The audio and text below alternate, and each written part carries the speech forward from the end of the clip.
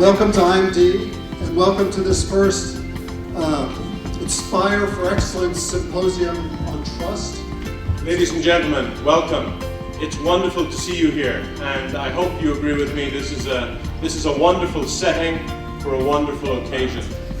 Now we are very proud to introduce you, Mr. Stephen Covey. Please give a round of applause for him now.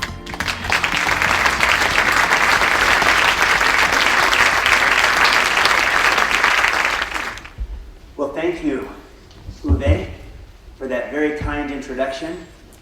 As the expression goes, my father would have enjoyed that, and my mother would have believed it. I would like you to identify a person that you work with whom you have a high trust relationship. Let me ask you those same questions. I want you to capture your first impressions, first thoughts that come to you as I ask these questions. So what is it like to work with this person with whom there's low trust? What's it like to work with them? Go ahead and jot it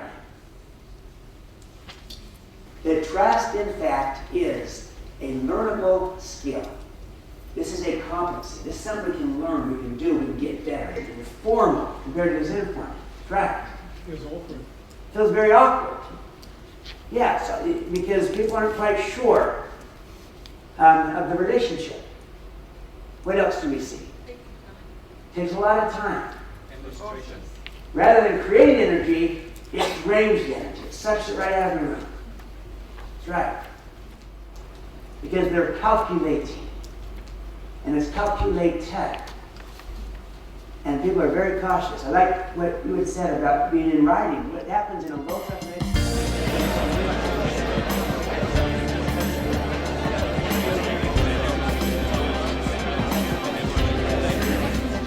So let me ask you this question. Is the difference in these two relationships, is this an incremental difference, or is this a huge difference? High trust won't necessarily rescue a bad strategy. But I can tell you this, low trust will almost always derail a good one. So you have low trust and a good strategy, your ability to implement that, to execute it, has gone down dramatically. Here's what high trust will do with a bad strategy. When there's a bad strategy and there's high trust, people will be able to talk about it. They can confront it. And in a low trust culture, they can't even talk about it. When the trust goes up, you're going to find that the speed goes up with it. Everything happens faster, a whole lot faster, while the cost comes down. Anytime you can increase the trust, you'll increase the speed, decrease the cost. Well, first of all, I think it's absolutely fantastic to have Stephen with us here in Switzerland. I think he's a true expert when it comes to trust, and actually of showing us, why trust is the number one critical leadership competence needed for us today. And I think the biggest learning in that first part of the seminar was that trust actually is a hard-edged economic performance driver. And not only does it help you accelerate, make your performance, but also, it brings you so much more energy and joy. And the most important part of all, it's a learnable skill.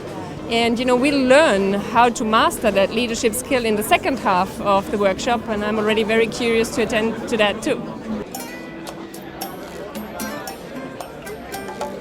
It's very interesting, and it's nice to see how deep Stephen is going into the lessons. And Swiss Marketing is very proud to be partner with IMD, and it's a very good start of this first symposium.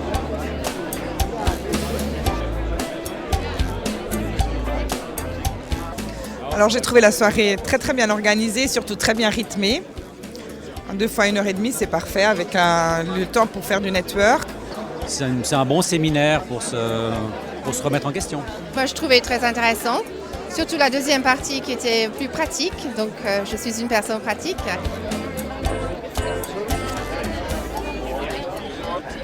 This is how it ripples out, how it ripples from a person into all of society. But too often, I've seen managers do this. They trust people, they get burned, and then they swing the pendulum back the other direction. Increase them. Then, 7